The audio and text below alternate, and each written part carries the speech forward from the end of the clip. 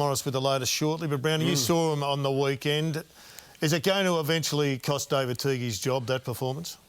Oh, yeah, those performances like that on the weekend, absolutely. So, you know, and it still might, even if he won the last 4 games.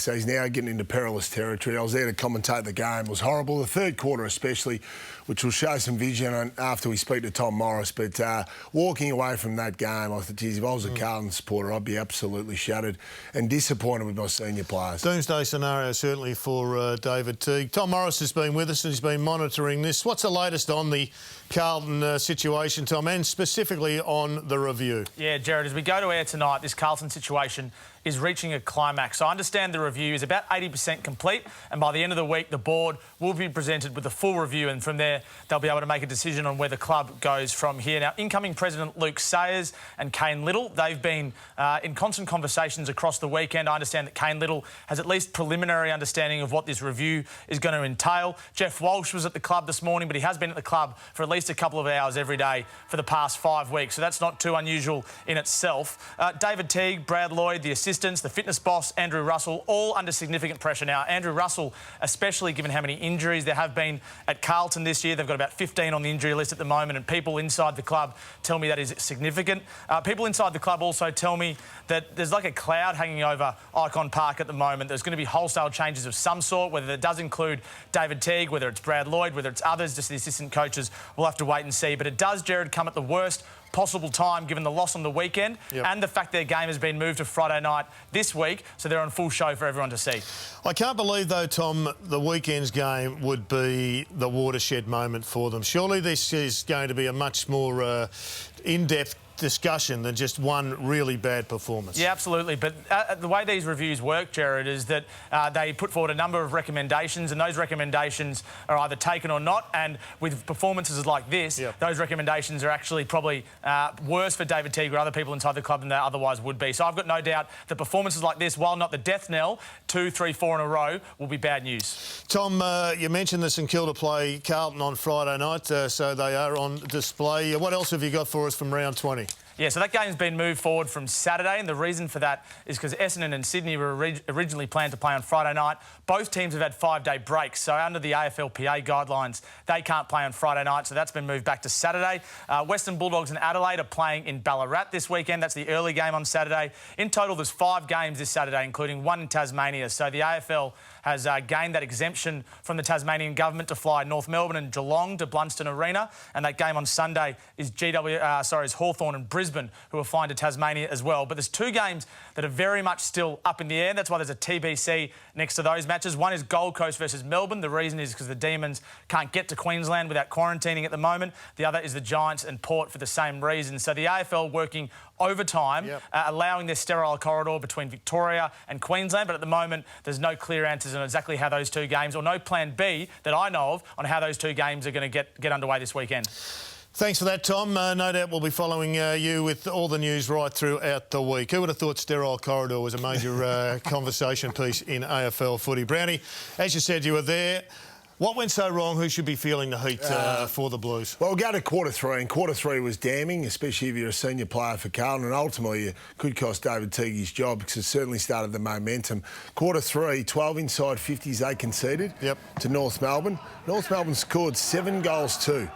So obviously North had a lot of the football, and in that third quarter, only 9 tackles laid. Now have a look at the senior players here. So it started off with Cripps. There's quite a bit of vision here.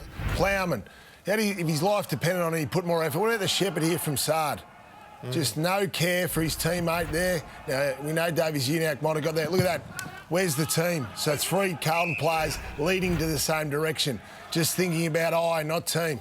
Obviously, Cripps has got to cover up Hall here. He's got to stay with him. I'm not sure what Cripps is doing there, but Hall ends up being the link man, which leads to a goal. So that's just basic defensive responsibilities. Have a look at this for a tackle from Sard.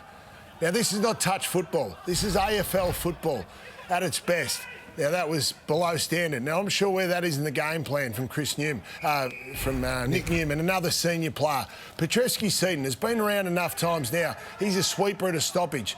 Now, his responsibility is to cover up the defensive side.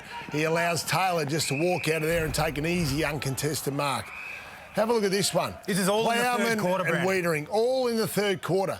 Wiedering needs to push Plowman up to pick up the North Melbourne player, Simpkin, who just drops in there, picks up an easy mark, kicks it over to his teammate, who walks into goal. So we talk about system a lot. Okay, now that's not about system, that's standards, and it's all senior players. So I wonder behind the scenes, is David Teauge holding the senior players to account? Is he hitting up those senior players? Because consistently their standards are not up to scratch. Yep. There's no effort there. There's no effort. That's poor. So don't worry about system. Let's talk about standards, okay? And that's where I'm starting to wonder. I'm glad you've done that, because automatically all the heat comes to the coach. Yeah. When you break it down and when you go through the effort, the one non-negotiable as a player every time you run out there, and it's hard to give great effort every week. Yeah. That's why the best players are the best players, because they're able to tick that off every week. Yeah. But that's now what this review panel have to decide. They have to go through and they have to identify and understand the culture that David Teauge is trying to bring, along with the senior people at the football club. Are the personnel there capable of executing a game plan and the standards? And then the question that you just brought up is accountability. Is there enough accountability coming back to those that don't live the standards and the values and behaviours that you want? But it's David Teauge's job to get that effort out of them. It's David Teauge's job to put in place a system of defence and a system of defence that's reliable, and it doesn't appear to have been executed. Yeah, well, I just want to take you back. So you spend the whole pre-season as a coach working out how you want to play, right? And then you coach that, and then you train it and you drill it. So round 7 is completed. They're 4 wins and 3 losses, or 3 wins and 4 losses. They just beat Essendon. They're ready to play the Western Bulldogs. And this quote, I mean, this is Icon Park this morning, but there's a quote in the lead up to the interview that still sticks in my mind. And this is when they're ready to play the Western Bulldogs. If we concede a big score, we just have to make sure we kick a bigger score. It's score versus scores against. Now, that to me, every time I look at what Brownie showed us, how we see these runner goals against that are a pattern of behaviour, where I see 10 goals from the back half, my mind goes back to that. And if that's your philosophy that you've trained in the pre-season, and at round 7 you're trotting out for the whole of the public to consume, there's not a defensive... So do you think that's the seed for the poor effort, though? Well, no, there's no excuse for the poor effort. But Jared's point's well, you can't sack a lot of the players. I'll play devil's advocate with you. So Nathan Buckley, who had the opposite. Yeah. So Teauge, you know, without putting words in his mouth, it's okay. Well, if they're going to kick 15, we'll kick 17 goals. Buckley, the narrative was that, well, if the opposition's going to kick 8, then we'll kick 9. So and he was lambasted at times for that. So how can you then turn around at the same time and say, well, they want to play an attacking style and win big? Because when you're struggling and trying to establish your core and your credibility, it's generally done from a defensive point of view. Let's get the defensive tenets in place. That's the throwback to an era gone by where we didn't have 6 assistant coaches who spend all day dismantling. That's the Malcolm Blight philosophy, which we loved. That was because it was just, it's great to watch. I'll kick one more. It was great to watch. You know what happens? Other teams go to work on that. And they go, we know what they want to do. We'll take the scoring away from them because of our defensive philosophy, and then they've got no comeback. I don't think that's David Teauge's philosophy, by the way.